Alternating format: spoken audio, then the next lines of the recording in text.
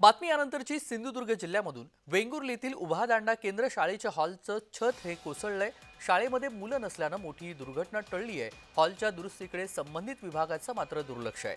पालकांकडून या सर्व प्रकाराविरोधात तीव्र संताप व्यक्त केला जातोय।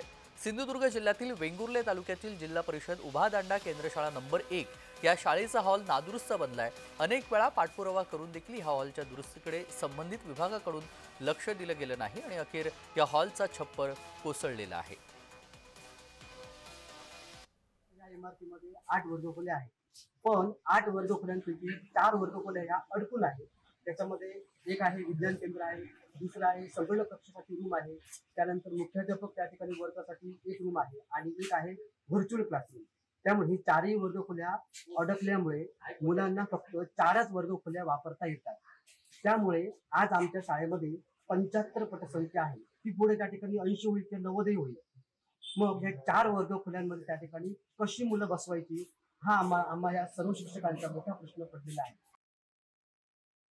अशा वेळी ही दुर्घटना झाली असते तर आज मोठा अनर्थ झाला असता, पण तो अनर्थ कारण त्या ठिकाणी आमचे स्थानिक आमदार किंवा सर्व अधिकाऱ्यांना वारंवार पत्रव्यवहार करून सुद्धा या ठिकाणी कोणीही लक्ष दिलेलं नाही।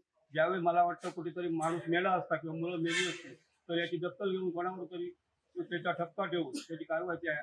मला एक पालकमंत्र्यांना विनंती आहे, या शाळेसाठी निश्चितची राणी आली अति लक्ष घालून या शाळेला निधी द्यावा अशी माझी विनंती आहे।